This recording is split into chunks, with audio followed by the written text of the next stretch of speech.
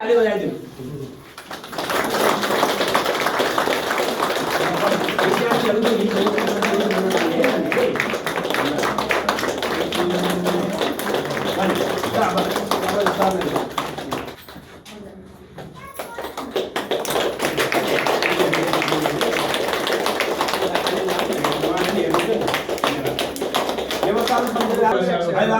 अभिभावक राम्रो गर्नुहोस् अब आज हैन यसले हामीलाई राम्रो सहयोग गर्यो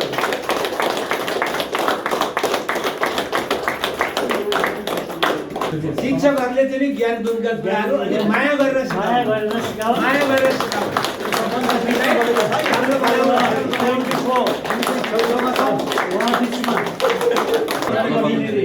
भनेको शिक्षा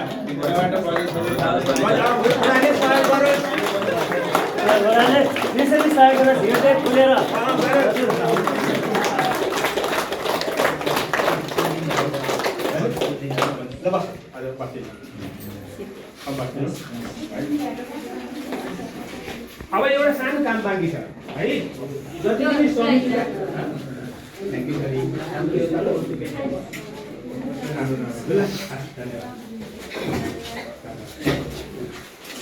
अनि विद्यालयमा यसै गरी नियमित आइदिनुहोस् भनेर आग्रह गर्नमा छ। स्वागत छ विद्यालयमा हजुरहरूको नियमित बढोस् विद्यालय प्रति हजुरहरूको चासो अझ सक्रिय रहोस्।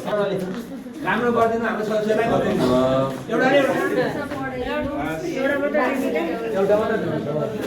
Welcome everyone. I am Sarda, a facilitator from Vikalpa Nepal. Vikalpa Nepal is a civil society organization work with children, parents and teachers in community school to make education more inclusive, caring and just for every child. In this school, we are bringing parents, teachers and school management committee members together so they can openly share their concerns and work together to find solutions. Our aim is to create a welcoming, safe and respectful space where everyone feels free to speak from their heart, listen to one another and join hands to make the school a better place for all children. Thank you.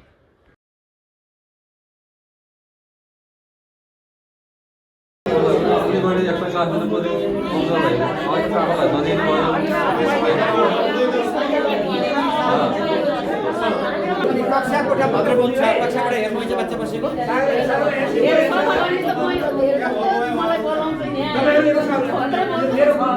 अब दमनदेवी सबैले सहयोग दिन सक्छ पढाले सहयोग दिन सक्छ त्यसपछि अलिअलि हामीलाई बसेपछि एकदम एउटा कामको लागि मेरो बच्चा कहिले यहाँ चोट लागेर जान्छ लट्ठीले हानिदियो साथीहरूले भन्छ अनि घाँटी आउँछ क्लासको साथीहरूले भन्ने एकले अर्काको सिकेर घाँटी आउँछ घर आएर के भन्छ अनि होमवर्क छैन भन्छ के अब मसँग होमवर्क गरे अन्त गरे भन्छ सरहरूले चाहिँ कपी निकाल भनेर सरहरूले त्यो कपी चिनेर आफ्नो विषयको कपीमा चाहिँ नाम लेखेर आफ्नो नाम नम्बर अनि विषयहरू लेखेर अनि त्यसमा चाहिँ माथि होमवर्कको हुनु परेको प्रत्येक पानामा सबै चाहिँ यहाँ आमा बाबाहरूले एकदम ध्यान दिने कुरा चाहिँ यो यहाँनिर यदि सबै बच्चाहरू हामी आमा बाउलाई त छोरीछोरी सबैको एउटै ठान्छौँ नि त अब सफा आइदिए हुन्थ्यो सफा पठाइदिए हुन्थ्यो सर छिमेकीको पनि के अब मलाई चाहिँ कस्तो लाग्छ भने एकरो नपढाउने सरहरूले पनि एकरो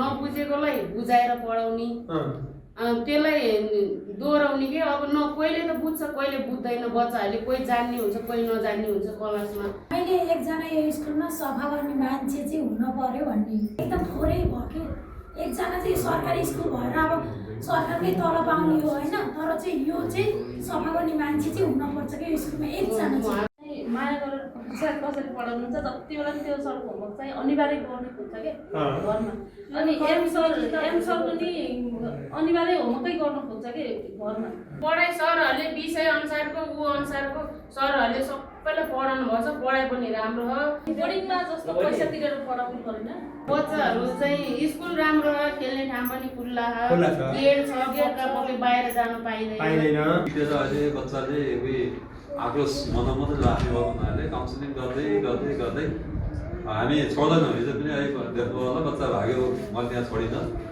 अब त्यसरी हामी काउन्सिलिङ गर्छौँ, अभिभावकलाई पनि बोलाउँछौँ, त्यहाँ प्रतिबद्धता लगाउँछौँ, हामी जस्तो गर्नु भन्न लगाउँछौँ। राखेको होला होइन। हिंसा भनेको कसैलाई नराम्रो बोल्नु पनि हिंसा होइन। कुट्नु मात्रै होइन,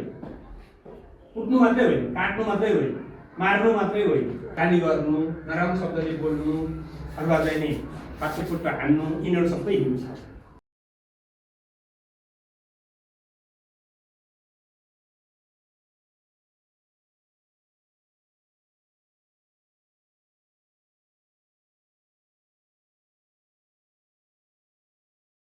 Namaste everyone, I am Ram, a facilitator from Bikalpa, Nepal.